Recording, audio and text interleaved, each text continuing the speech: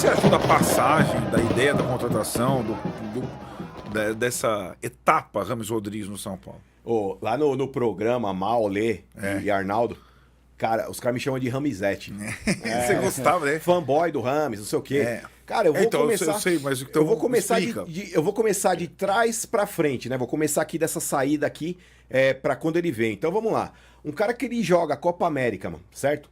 O cara ele joga uma competição onde jogou Messi, onde jogou Suárez, onde jogou Valverde, onde jogou Vinícius Júnior, onde jogou Rodrigo. E o cara é eleito o melhor jogador da competição.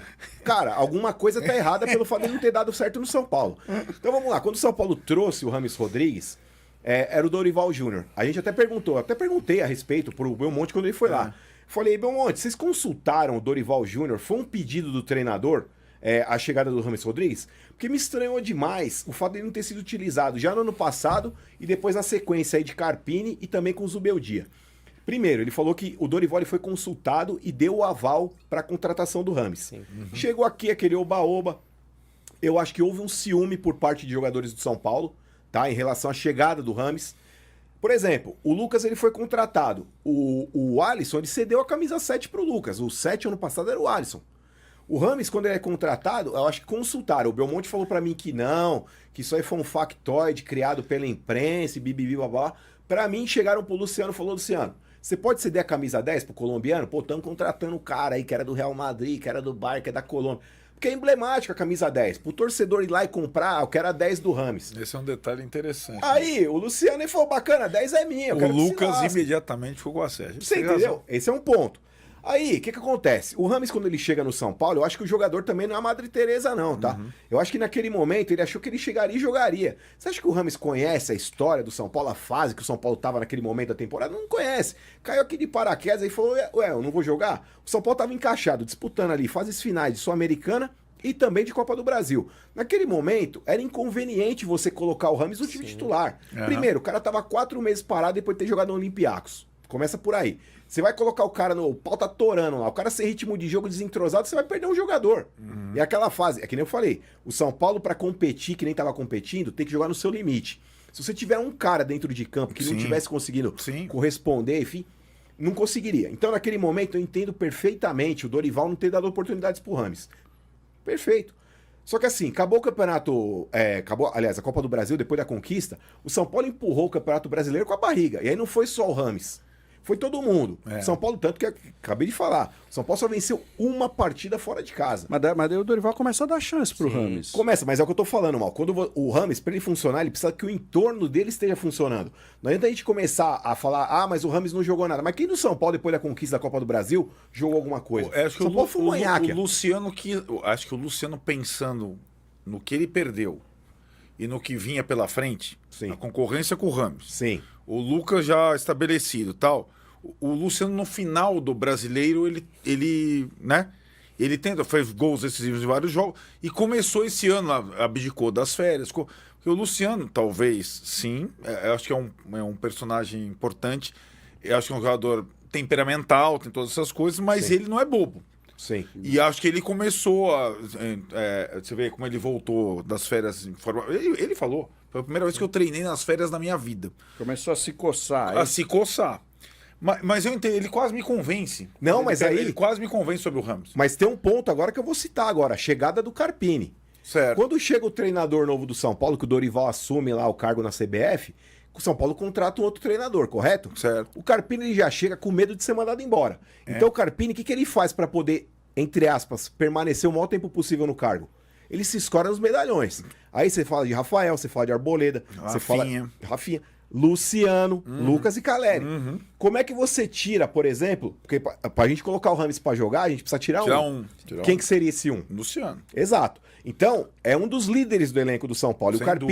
E o Carpini, para não comprar essa treta com um dos líderes do elenco, começa a criar a narrativa do porquê o Rames não joga. Aí começaram a falar para mim, e eu defendendo, eu falei, mano, é um absurdo que um cara desse, com a qualidade que ele tem, ele não jogue. Aí primeiro que falaram para mim, a Colômbia, ela tem um esquema em função do Rames. Mentira. A Colômbia, ela jogava exatamente no 4-2-3-1 que o São Paulo joga. Esses dois volantes ali, primeiro deles, o Lerma, um cara que joga mais plantado. O segundo volante da Colômbia, sabe quem que é? Rios. Richard Rios. É quase um meia. Então você não tem dois volantes de marcação pro Rames jogar solto. Mentira. Os dois jogadores de lado da Colômbia, o Arias pela direita, o Luiz Dias pela esquerda, o Rames centralizado e na frente o Córdoba. É o 4-2-3-1 do São Paulo. Então, a narrativa de que aí a Colômbia ela tem um esquema de jogo, porra, mentira.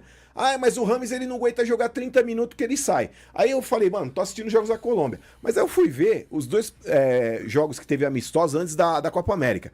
Mano, o cara jogou quase 90 minutos nos dois. Eu falei, verdade. mano, mas é um amistoso, tudo bem. Falei, vamos esperar começar a Copa América. O primeiro jogo acho que começou no banco, o segundo já pegou de titular.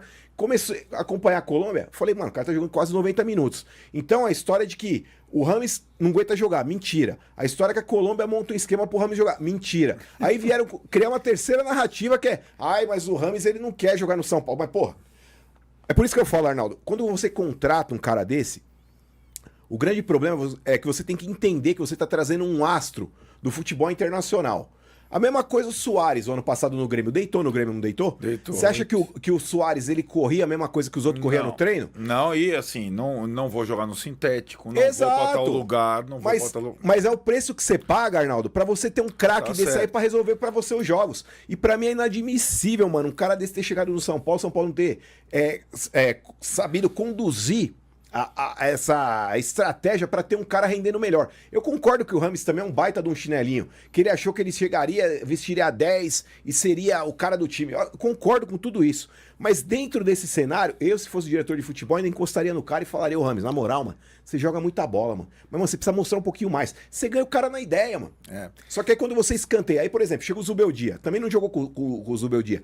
Mas eu vejo o Zubeldia chegando no mesmo cenário do Carpini. Ele sabe que o Luciano é um cara importante no elenco do São Paulo, sabe que é um líder do Até por elenco. ser gringo,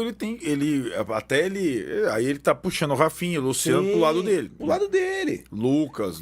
O Luciano, depois que ele deu a voadora na bandeirinha do Corinthians lá, velho, ganhou uma idolatria com a torcida do São Paulo. Não que ele não seja importante. É um dos maiores artilheiros, é o maior artilheiro do século XX com a camisa do São Paulo. É um cara importantíssimo. Mas assim, pra ter um cara articulando o time, um 10, um clássico, um cara, camisa 10... E o Luciano, eu ainda preferia ver o Rames, por mais importante que o Luciano seja. Eu acho que dentro de um cenário poderia ter jogos ali que vai jogar o Rames, poderiam ter jogos que ia jogar o Luciano. E ok. Você sabe Por que será que ele jogou tão poucos jogos nas temporadas nos times anteriores? E você lembra o Carpini? Foi o primeiro a chegar e falar, porque o Rames ele vinha, ele treinava e daí sentia alguma coisa recorrente. Ele chegou a sentir até problemas estomacais, né? E o Carpini falou, olha, o Rames, ele não consegue... Quando aquela turma inteira estava no controle de carga. Sim. Né? Aí, o Rames não... Todo mundo voltou e o Rames continuou. O Rames não consegue treinar 3, 4 sessões intensas que ele sente. Tá, mas tudo bem. Ótimo. Mas aí você cai no caso do Suárez. O Suárez nunca treinou 3 ou 4 sessões intensas. Exato. Né? Eu tava pensando, quando eu tava vendo a Copa América, inconformado, até a gente foi ver juntos o Colômbia e Brasil... que ele jogou pra cacete, eu inconformado com aquilo. Não, Aí até- São não, Paulino aí- tudo querendo matar o cara. Pra ver como você tem razão em alguns aspectos, né? Essa coisa. A informação que eu tive na hora, trocando mensagem com gente lá do São Paulo, é que os jogadores do São Paulo, assistindo o jogo do Brasil, nem estavam putos com aquilo. Sim. Vendo o envolvimento. E ele jogou pra caramba. E eu fiquei pensando, cara, se fosse uma coisa bem conversada, combinada, faz uma boa Copa América, você vem pra jogar o mata-mata da Libertadores. Sim. Você vai ter uma semana, você já vai ter entrado em forma. E ele foi contratado pra jogar a Libertadores, não foi? Sim. Tudo bem que na Sul-Americana, o primeiro ele perdeu o pênalti, foi contra a LDU, contra o LDU do Zubeldia, tava no estádio, fiquei revoltado. Meu, como um cara que não erra nada vai errar um pênalti. Tudo bem. Ele escorregou naquele pênalti. Escorregou, né? bateu com os dois pés na toques. bola. Mas eu falei assim, o São Paulo não vai ter grana pra contratar nenhum reforço.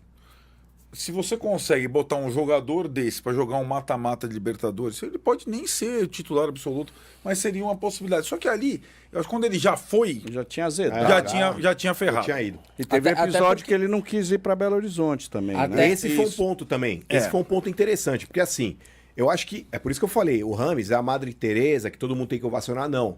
Tem coisa ali que o Rames pisou na bola. Eu acho que o fato dele não ter batido também aquele pênalti no Campeonato No Paulista... Horizontino é Só que que assim- o Carpini foi falar depois com o Hernan, né, na entrevista, que Sim. ele conta os detalhes. Mas Ele era aí- o terceiro e tal. Então, mas aí faltou o Carpini falar que ele colocou o cara faltando 8 minutos pra É, terminar a verdade. partida. Se o cara quisesse, por exemplo, o Rames, vamos lá, ele já tinha perdido um pênalti na Sul-Americana, onde o São Paulo tinha sido eliminado por causa de um pênalti perdido por Sim, ele. sem dúvida. Tudo que ele não precisava era bater um pênalti contra o Novo Horizontino, que se ele fizesse, não fez mais do que obrigação. E se ele perdesse, era mais uma eliminação nas custas do Rames. Além do pênalti contra o Fortaleza no Que Brasileiro. ele já tinha perdido também. Então, eu acho que assim, naquele momento, eu se fosse ele também não bateria, pensando como jogador. Fala, bacana, o cara me coloca pra correr 8 minutos, me põe pra bater o pênalti, já tô com a cabeça a prêmio em relação ao torcedor. Mano, desculpa, tudo que eu não preciso agora é perder mais um pênalti, causar mais uma eliminação, e aí eu tô sacramentado ali a minha passagem pelo São Paulo. Mas, por exemplo, a respeito do que o Mal tava falando do treinamento do Rames Rodrigues.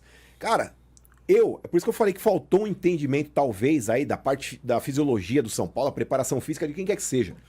Se o cara joga a bola que ele joga na hora que o jogo vale, se o cara treinar 10 minutos, eu quero que ele treine 10 minutos. Porque na hora que o jogo rola, vocês viram na Colômbia, Pô, foi ele chegou na Copa América sem ritmo de jogo, gente, e não jogava no São Paulo há quanto tempo? Sem ritmo de jogo. Só que na hora que a bola rola, que o pau tá atorando, o cara resolve a parada. Então é por isso que eu falo. E aí, até discussões que eu tinha com o Sombra no programa, ele falou, mas Marcão, o elenco do São Paulo ia ficar pé da vida, porque se ele faz metade da atividade dos demais, os caras vão ficar bravos. Eu falei, Sombra, se o Rames entrega tecnicamente aquilo que os outros não entregam, os outros que entreguem fisicamente o que ele não entrega, e um acaba compensando o outro. No final das contas, sempre foi assim no futebol, né? Exato. Mas, Arnaldo, é burrice. É burrice se o jogador ficar com ciúme por não ter um cara que, de repente, ele não corre a mesma coisa que eu corro. Mas na hora que a bola rola, o cara vai dar assistência pro Caleri, vai pifar o Caleri toda hora, vai fazer gol, porque é um cara que tem qualidade acima da média no futebol brasileiro. Tem até um relato do Amoroso, que ele veio aqui no Tricolaço, que ele fala, né, do Autuori. Exato. Que ele fala do Autuori. O Autuori tratou o Amoroso não conseguia fazer as coisas que o Danilo fazia, né? Treinar como mineiro com o Josué, né? Não, e acho que, de fato, eu acho que o São Paulo contratou sem mergulhar no histórico e sem saber. É uma das coisas que eu falo sempre com o Belmonte. O mais difícil não é você trazer e formar o elenco, é o dia a dia com você mobilizar, perceber o que cada um tá mostrando, tá demonstrando, e acho que o Rames Rodrigues, de fato, eu acho que ele não se envolveu, mas também não souberam lidar com ele, desde o início, comissões técnicas e direção.